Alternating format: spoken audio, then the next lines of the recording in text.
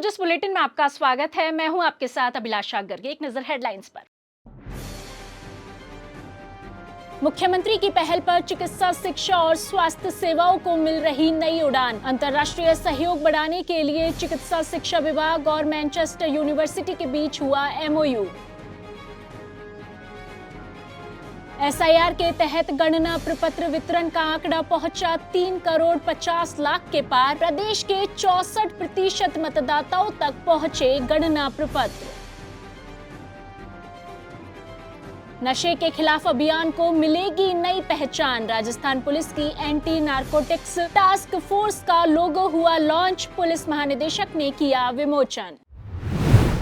मुख्यमंत्री श्री भजनलाल शर्मा की पहल और चिकित्सा मंत्री श्री गजेंद्र सिंह खीवसर के निर्देशन में प्रदेश में चिकित्सा शिक्षा के बेहतर अवसर उपलब्ध होने का मार्ग प्रशस्त हो रहा है। इसी क्रम में चिकित्सा शिक्षा विभाग ने चिकित्सा शिक्षा के क्षेत्र में अंतर्राष्ट्रीय सहयोग को बढ़ावा देने के लिए मैनचेस्टर यूनिवर्सिटी UK के साथ एक महत्वपूर्ण MOU किया है। यह MOU स्वास्थ्य सेवाओं, अनुसंधान, क्षमता निर्माण और चिकित्सा शिक्षा के विकास को नई दिशा देगा। राजस्थान और मैनचेस्टर यूनिवर्सिटी के बीच यह सहयोग चिकित्सा शिक्षा और स्वास्थ्य सेवाओं को वैश्विक स्तर पर जोड़ते हुए प्रदेश की जनता को बेहतर स्वास्थ्य सुविधाएं उपलब्ध करवाने में मील का पत्थर साबित होगा। चिकित्सा शिक्षा सचिव श्री अमरीश कुमार ने बताया कि यह MOU स्नातक और स्नातकोत्तर शैक्षिक कार्यक्रमों का सह विकास, साझा शिक्षण और संयुक्त कार्य प्रणाली को बढ़ावा देगा। इसके माध्यम से गैर संचारी रोगों की रोकथाम और नियंत्रण में सहयोग मिलेगा। स्वास्थ्य संबंधी विषयों जैसे स्वास्थ्य सेवा, यूनिवर्सल हेल्थ कवरेज आदि पर जानकारी, अनुभव और विशेषज्ञता का आदान प्रदान तथा पारस्परिक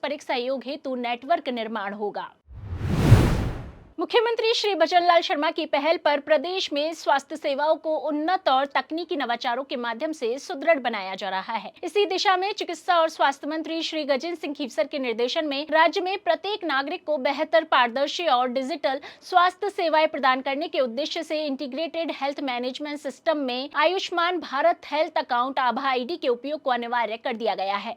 चिकित्सा मंत्री ने कहा कि प्रदेश भर में स्वास्थ्य सेवाओं को एकीकृत रूप से सुगम और सुलभ बनाने की दिशा में राजस्थान डिजिटल हेल्थ मिशन प्रारंभ किया गया था, जिसके तहत हर नागरिक की आभा ID बनाई जा रही है ताकि हर व्यक्ति का हेल्थ रिकॉर्ड सुरक्षित रहे और उसे उपचार लेने में किसी भी तरह की परेशानी न आए। चिकित्सा और स्वास्थ्य विभाग की प्रमुख शासन सचिव श्रीमती गायत्री राठौर ने बताया कि मुख्यमंत्री निःशुल्क निरोगी राजस्थान योजना के अंतर्गत स्वास्थ्य सेवाएं प्राप्त करने वाले सभी नागरिकों का पंजीकरण अब IHMS में आभा ID के माध्यम से अनिवार्य रूप से किया जा सकेगा। सभी अस्पतालों और स्वास्थ्य संस्थानों को यह सुनिश्चित करने के निर्देश दिए गए हैं कि प्रत्येक OPD और IPD पंजीकरण के समय मरीज की आभा ID बनाई और लिंक की जाए। इस निर्णय से हर नागरिक को एक देश एक स्वास्थ्य ID के सिद्धांत के तहत गुणवत्तापूर्ण स्वास्थ्य सेवाओं का लाभ मिल सकेगा।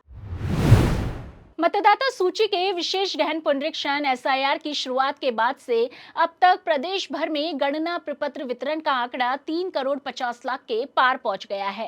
राज्य के 64% मतदाताओं तक गणना प्रपत्र पहुंचाए जा चुके हैं। मुख्य निर्वाचन अधिकारी श्री नवीन महाजन ने बताया कि मंगलवार को 8 दिनों की समाप्ति तक 85% वितरण के साथ झालावाड़ लगातार अग्रणी जिला बना हुआ है।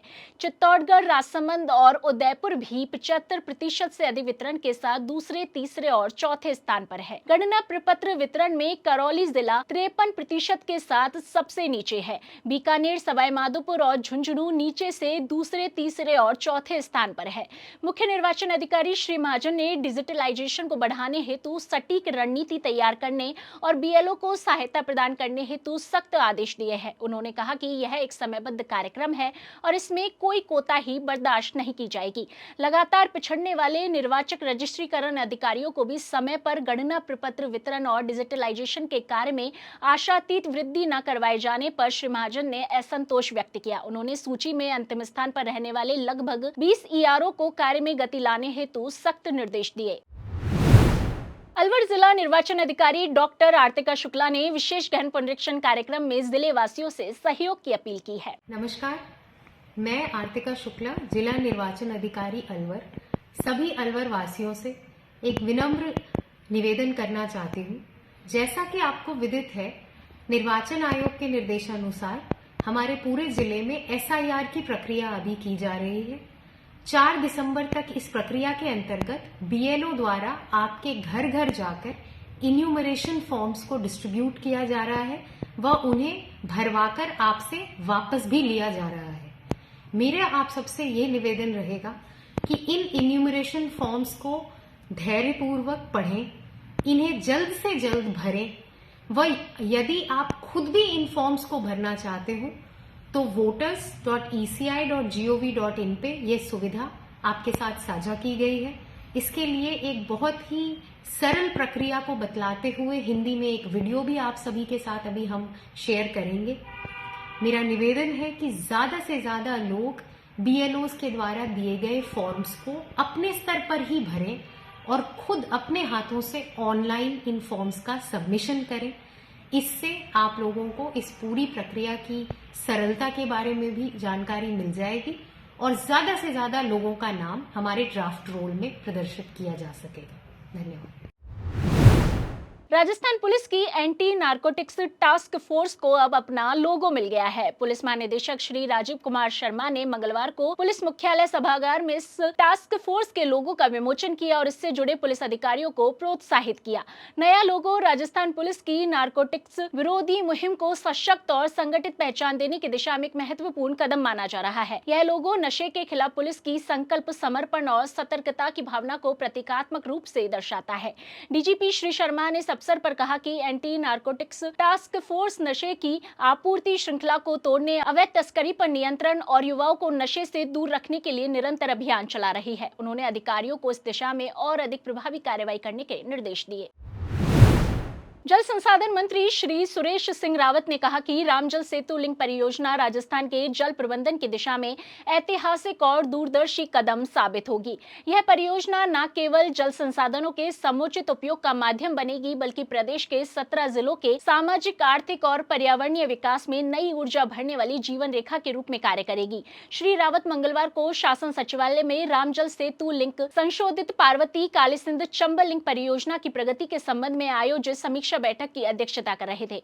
उन्होंने अधिकारियों को निर्देश दिए कि परियोजना के कार्यों की प्रगति की रियल टाइम मॉनिटरिंग द्वारा समीक्षा की जाए, जिससे कार्यों की प्रगति, समयबद्धता और गुणवत्ता की सतत निगरानी संभव हो सके। उन्होंने निर्देश दिए कि आगामी बैठकों में गत बैठक में दिए गए निर्देशों की अनुपालना की स्थिति का भी परीक्षण किया जाएगा।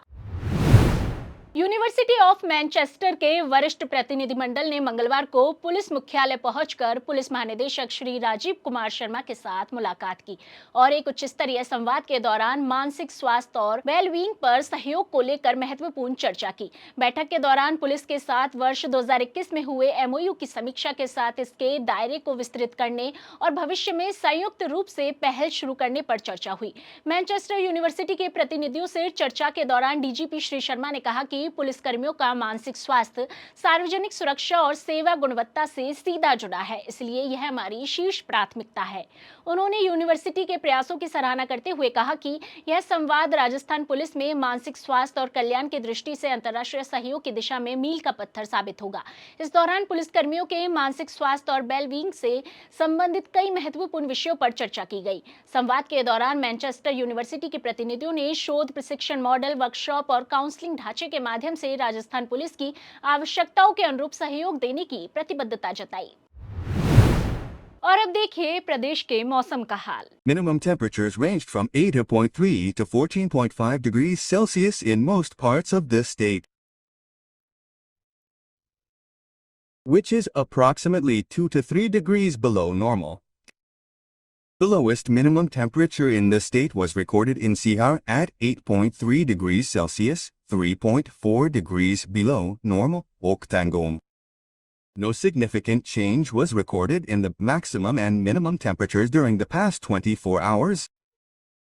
An upper air cyclonic circulation is located over central Pakistan and surrounding areas. Due to this, the weather in the state is expected to remain dry for the next week, with minimum temperatures expected to drop by 2 to 3 degrees.